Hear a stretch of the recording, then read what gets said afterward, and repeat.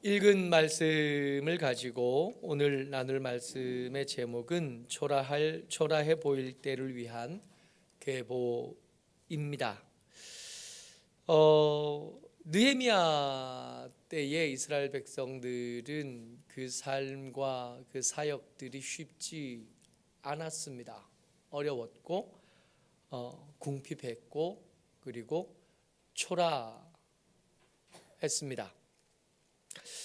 일단 나라가 망한 거예요. 나라는 망했고 그 망한 나라에 다시 다윗의 자손이 왕이 되지는 못합니다.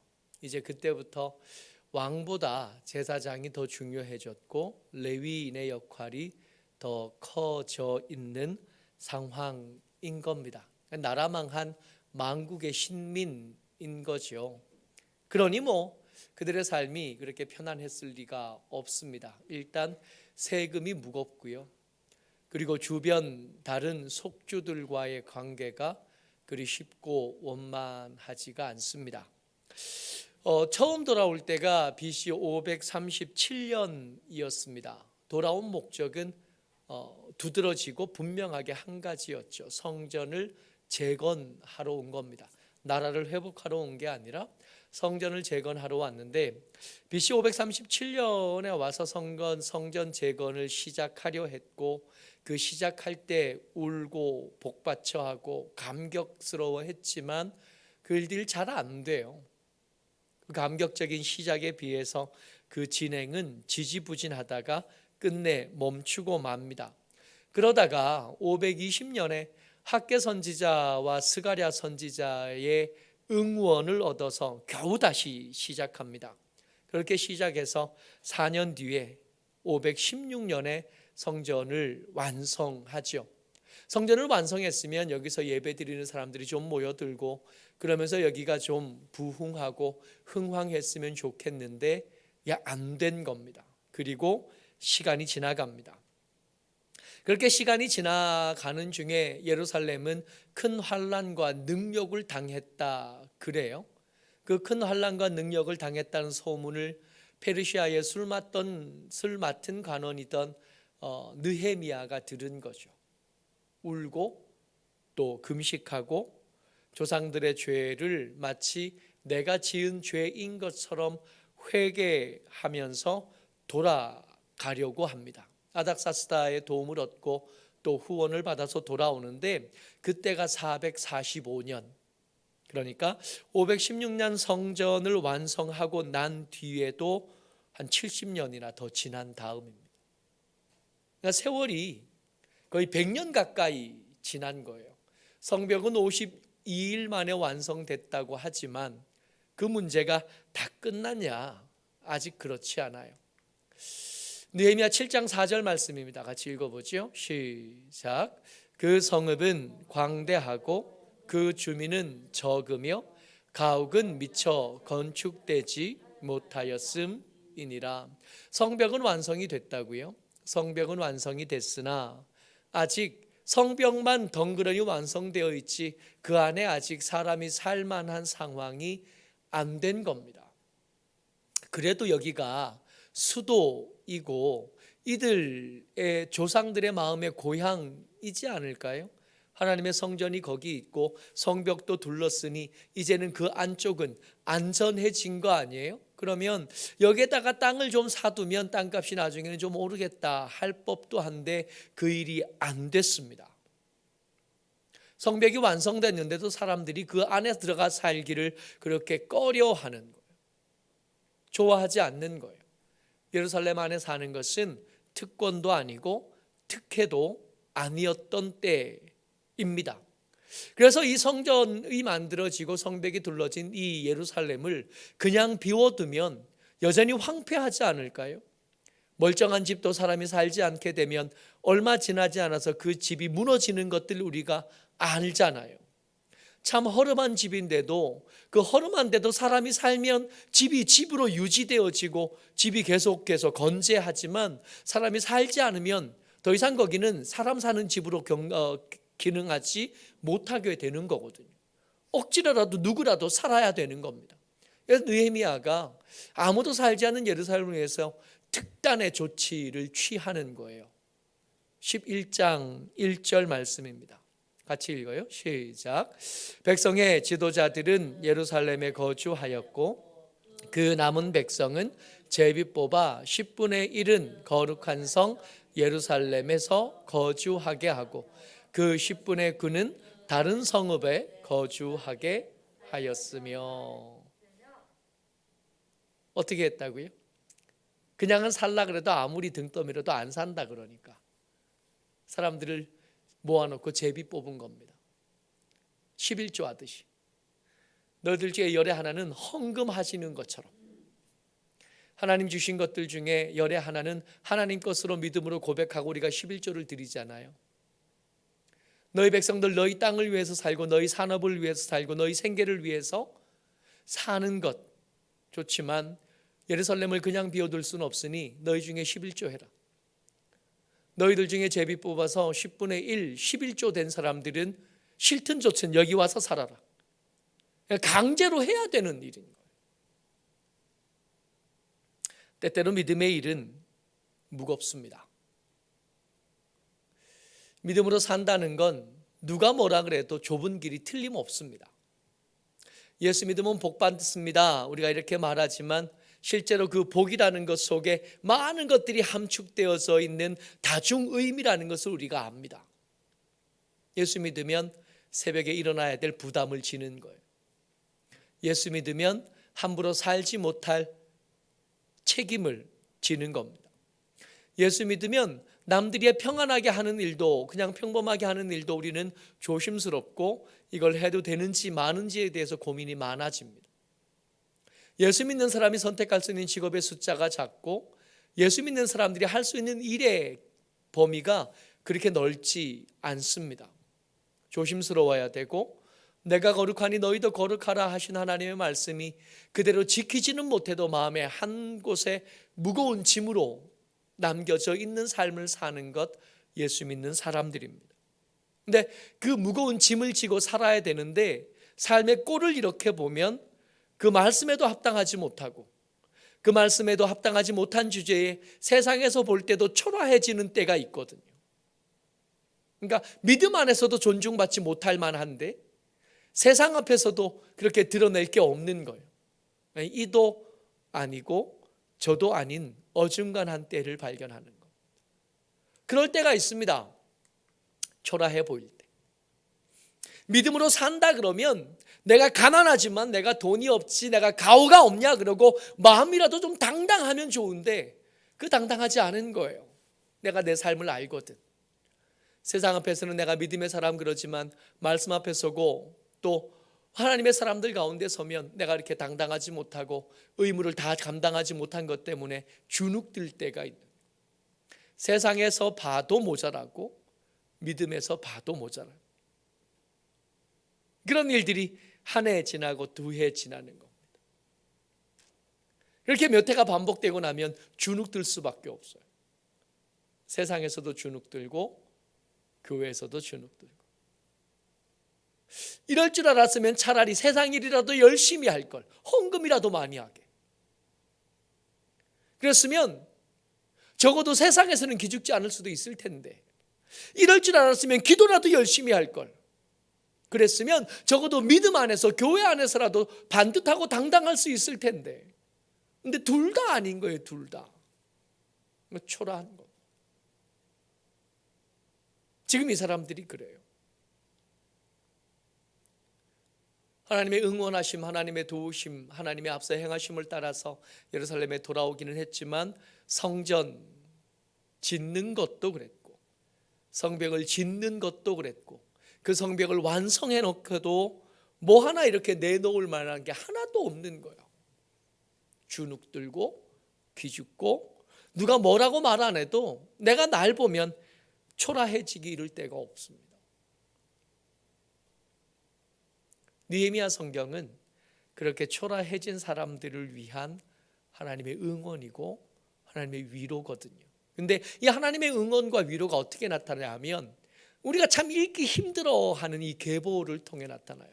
그러고 보면 에스라 성경을 읽을 때도 그랬고 느헤미야 성경을 읽을 때도 그랬습니다. 사람 이름들 정말 많이 나와요.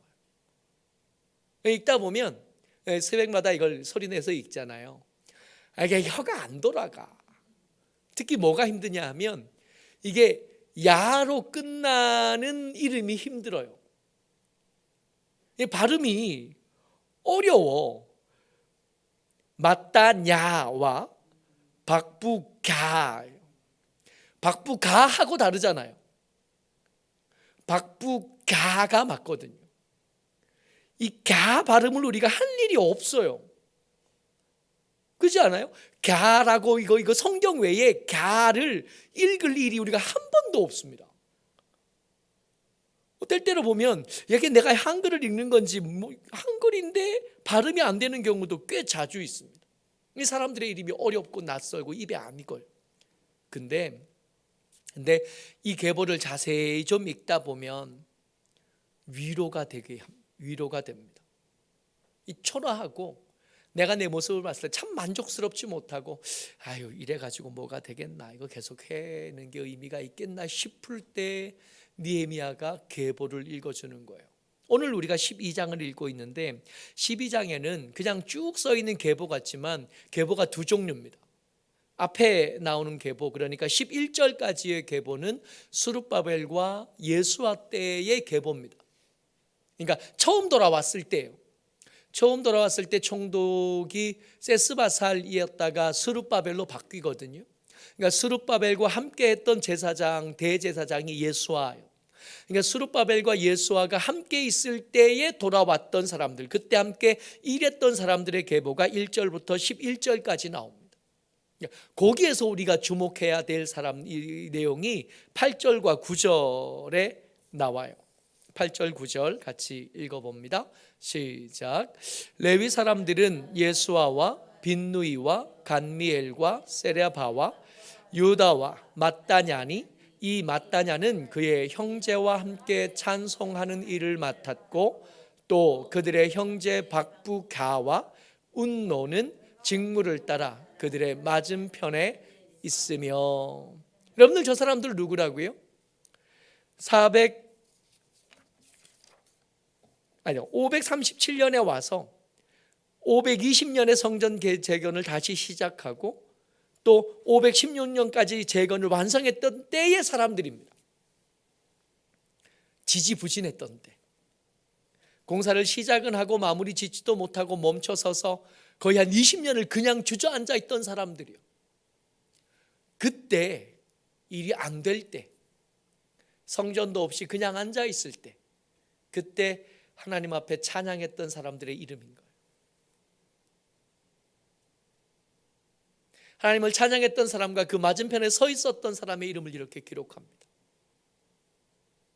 아무것도 없을 때도 하나님을 찬양하는 일들은 계속 되어진 겁니다. 정말 아무것도 안 됐었거든요. 끊어질 듯 하면서 안 끊어지고 그 일들이 계속 진행되고 계속 진행되다가 어디까지 왔어요? 거의 100년 가까이 지났을 때, 90년 넘게 지났을 때 느헤미야와 에스라 때의 계보도 등장하는데 12절부터 시작해서 25절까지가 느헤미야와 에스라 때의 계보입니다. 시간 텀 이만큼 길잖아요. 그냥 같이 써놓긴 했지만 이 사이에 최소한 70년이 있는 겁니다. 큰 환난을 당하고 능욕을 당하는 시대예요. 부끄럽고 미천하고 가난하고 황폐해졌던 때에, 그때에도 근데 앞에서 했던 것처럼 찬양하는 사람들이 있었고 그 맞은편에 섰던 사람이 있었던 것처럼 70년이 지나서 아무 열매도 없는 그때에도 여전히 그 사람들이 있었다는 겁니다. 12장 24절 25절까지 같이 읽습니다. 시작. 레위 족속의 지도자들은 하사바와 세레바와 간미엘의 아들 예수아라. 그들은 그들의 형제의 맞은편에 있어 하나님의 사람 다윗의 명령대로 순서를 따라 주를 찬양하며 감사하고 마따냐와 박부가와 오바댜와 무술람과 달몬과 악굽은 다 문지기로서 순서대로 문 안의 곡간을 파수하였나니. 아멘. 있었다는 겁니다. 안 끊어진 거예요. 근데 이게 안 끊어지고 얇은 선으로 계속 이어지고 있는 그거를 그 얇은 곳에 속한 사람들의 입장에서 보면 이건 뭐냐 하면, 야, 이거 계속 할 의미가 있나? 이거 하나마나한 거 아닌가? 아무것도 안 되는데, 열매가 없는데, 이 열매 없는 일 이거 언제까지 계속해야 되나 하는 생각이 들 수밖에 없어요. 초라해 줄 수밖에 없고, 주눅들 수밖에 없고, 의미가 없는 것처럼 여겨질 수밖에 없습니다. 실제로 아무것도 안 되니까. 근데 한번 뒤집어서 한번 생각해 보자고요. 여러분, 이렇게 가는데, 이렇게 지지부진하고 이렇게 아무것도 안 되는데 왜 안 끊어졌을까요? 이상하지 않아요? 이 정도 큰 환난이 계속되고 이 정도 부끄러움이 계속됐으면 끊어지고 명맥이 없어지고 흩어지고 사라졌어야 되는데 안 끊어지고 70년이 넘도록 계속 유지되고 있다는 게 이거 신기한 거 아니에요? 이상한 거 아니에요? 그러니까 되짚어서 생각해 보면 이 끊어지지 않고 있는 것은 이들의 강함 때문은 절대로 아닌 겁니다. 이들은 약해요. 느헤미야가 이들이 당한 큰 환난과 부끄러움, 능력 때문에 너무 슬퍼서 가슴을 치면서 금식을 해야 될 만큼 이들은 약한 사람이고 미천한 사람들입니다. 그러니까 이들이 끊어지지 않고 있었던 건 이들 때문이 아니에요. 이 약하고 연약한 사람들 때문이 아니라 이 약하고 연약한 사람들을 붙잡으신 여호와의 긍휼, 여호와의 강하심, 여호와의 끈질기심, 여호와의 자비하심이 이들을 지켜주셨던 거예요. 그래서 그렇게 약한데도 안 끊어진 거예요. 별것 아닌 사람들인데도 없어지지 않고 유지된 겁니다. 이 유지됨은, 이들의 초라함은 이들의 약함의 반영이기도 하지만 하나님께서 그들과 함께 계심의 증거이기도 한 겁니다. 그게 아니라면 끊어졌어야 돼요. 90년을 어떻게 버팁니까? 세대가 바뀐 거잖아요. 3번이나. 할아버지가 하던 일을, 아버지가 하던 일들을, 아버지가 돌아가시고 나서 아들도 계속하고 있어요. 이게 어떻게 가능하냐고. 그 사이에 잘 된 적이 없습니다.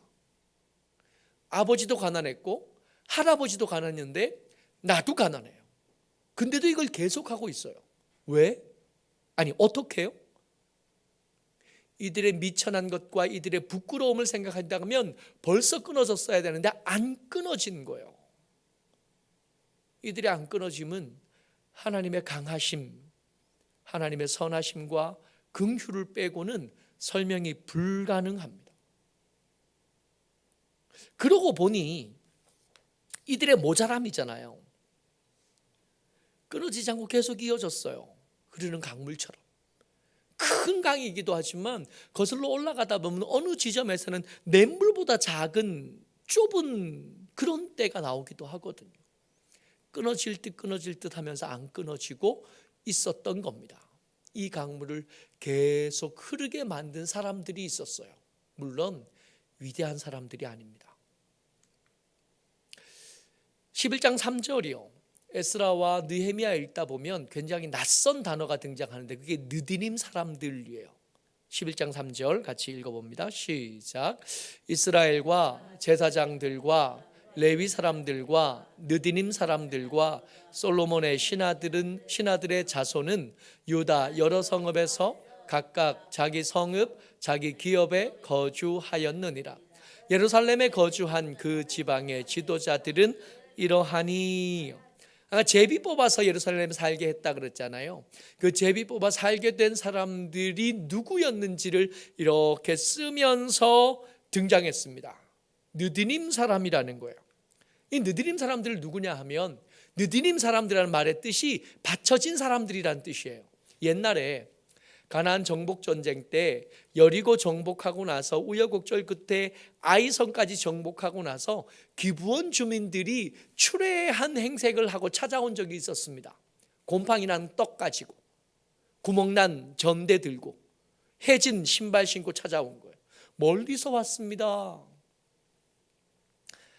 싸워서 이길 생각이 없고 싸워서 이길 수 없다고 생각한 사람들이에요. 그래서 싸워서 이길 수 없으니까 어떻게든 이 이스라엘 사람들과 잘 조약을 맺어서 어떻게든 살아보겠다고 생각한 사람들이 있었다는 거예요. 근데 그 출애굽 행색을 보고 화친을 맺었어요. 너희를 정말 죽이지 않겠다, 너희들 살려주겠다 그랬는데 알고 봤더니 진멸해야 될 대상 중에 하나였습니다. 큰일이 난 거예요. 그러고 나서 하나님께 이거 어떻게 하면 좋습니까? 우리가 몰라서 속았습니다. 그랬더니 이미 조약을 맺었으니, 이제 화친을 맺었으니 죽일 수는 없고 이 사람들을 하나님의 집에 물 깃는 자와 나무하는 자로 삼아라. 그러니까 종으로 삼으라는 거, 바쳐진 사람으로 삼으라는 거예요. 근데요, 이 사람들이 이 사람을 시작으로 해서 전쟁 포로들이 생기면 여기에 속했대요. 느디님 사람들로. 여러분, 이 사람들이 아직 여기 있습니다. 이스라엘이 망했잖아요. 별거 아닌 사람들입니다. 느디님 사람들 중에 이름이 기록된 사람, 그리고 주도할 만한 위대한 사람 없습니다.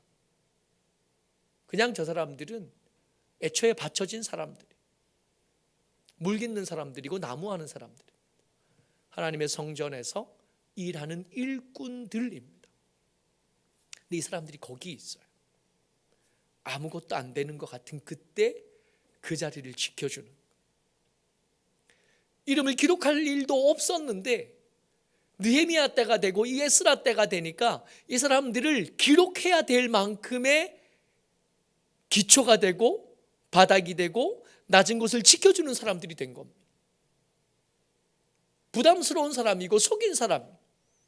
근데 지금은 이제 위상이 달라진 거예요. 대단한 사람이 됐다는 뜻이 아니라 그 자리에서 별것 아니지만 그 일을 계속 감당하면서 그 자리를 지켜낸 사람들이 되는 거예요.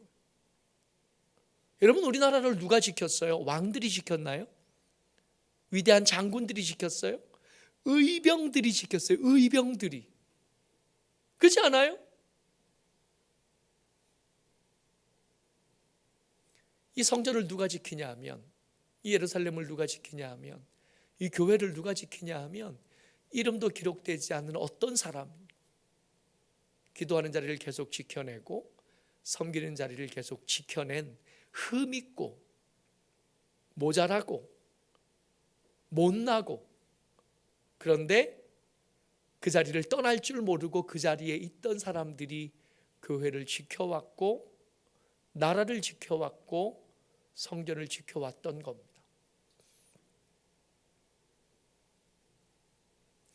강물이 계속 흘러갈 수 있도록 만드는 사람들이 있습니다. 대단한 사람들이 아닌 거예요. 많이 배운 사람도 아니고 혈통이 특별하게 대단한 사람, 그런 사람은 아닌 거예요. 그 자리에서 견뎌낸 사람들, 그 사람들을 통해서 하나님께서 교회를 지키셨고 하나님의 사람들이 계속 예배하는 자리를 만들어갈 수 있도록 일해 오셨던 거예요. 12월 달에 함께 읽을 책으로 소개하려는 책입니다. 이정표라는 책인데요, 다가 함마르셀드라는 UN 두 번째 사무총장입니다. 이 사람이 사무총장 하던 때 6.25 전쟁도 있었고요. 이 사람이 사무총장 할 때 제국주의가 무너지고 신생 독립국가들이 많이 생기던 때에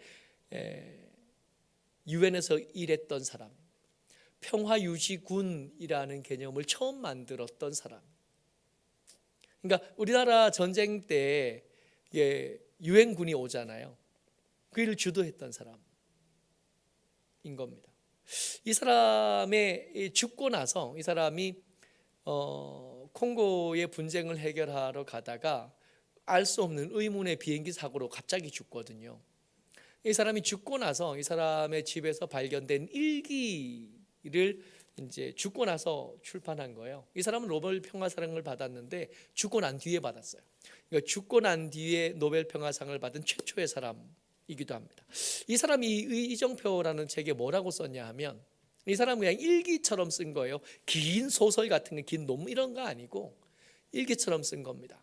이 131페이지에 뭐라고 써놨냐 하면, 잔에, 이게 컵이요, 잔의 자부심은 그 안에 음료에 있고 잔의 겸손은 그 섬김에 있다. 그렇다면 잔의 결함이 대수일까? 그래서 무슨 뜻인지 알겠어요? 잔이 가치를 가지는 건 그 안에 음료가 뭐가 있느냐가 중요한 거예요. 그리고 이 뭐가 담겼어도 이 잔이 그 안에 담긴 걸 내 거라고 고집하면 이 잔은 가치가 없잖아요. 목마른 사람에게 줘야 돼. 그 안에 담긴 걸 목마른 사람에게 줄 때 이 잔은 가치가 있어요. 근데 이것만 잘하면, 그 안에 담긴 것이 귀하고 그것을 잘 섬겨서 목마른 사람에게 전달했다면 그 잔이 좀 이가 나간들, 그 잔의 재료가 뭔들 그게 무슨 상관이겠냐고요. 다시 한번요. 잔의 자부심은 그 안에 음료에 있고 잔의 겸손은 그 섬김에 있다.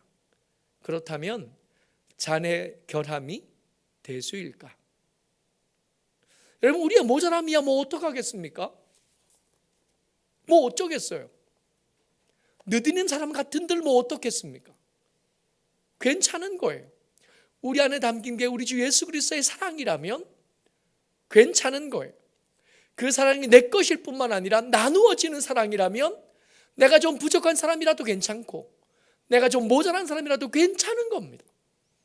지금 이스라엘 백성들을 위로하는 거예요. 너희들 지금 너희들이 보기에 초라해 보이고 별것 아닌 것처럼 여겨져서 아프고 힘들고 주저앉을 수 있지만 괜찮아. 너희들 안에 내가 담겨 있지 않았냐. 너희들 안에 내가 담겨 있고 내가 담긴 그 사랑이 너희들을 통해서 세상에 흘러가고 있지 않냐고. 너희들의 초라함 괜찮다고. 너희들의 모자람, 너희들의 깨어짐, 너희들의 부족한 거 그런 거 상관없다고. 여러분, 기죽지 말자고요. 기죽지 말고 내 안에 담긴 우리 주 예수 그리스도의 사랑, 그리고 그 사랑으로 섬기고 나누고 또 이렇게 옆으로 전해줄 때 우리는 꽤 괜찮은, 우리의 부족함은 별 큰 의미를 가지지 않는 것. 내가 금이 아니어도, 내가 투박한 나무여도, 이가 좀 나갔어도 괜찮은 겁니다. 근데 여기 속에 담긴 귀한 것들을 나눌 줄 아는 사람이라면 그것으로 충분히 가치 있고 충분히 위대하고 충분히 쓸모 있는 겁니다. 모쪼록 기죽지 말고 우리에게 허락되어진 이 귀한 자리, 우리가 감당해야 될 그 찬양하는 자리, 감사하는 자리, 그 맞은편의 선자리를 지켜내는 저와 여러분 되시기를 주의 이름으로 축복합니다. 아멘. 우리 같이 한번 기도하면 좋겠습니다. 하나님, 내 속에 담아주신 그 사랑이 내 속에만 있지 않게 하여 주옵소서. 흘러가게 하시고 그렇게 흘려보내는 것을 통해서 내가 하나님 앞에 합당하게 쓰임받고 내 초라함을 극복하고 내 모자람을 극복하는 하나님의 사람 되게 하여 달라고 이 시간 같이 한번 기도하겠습니다.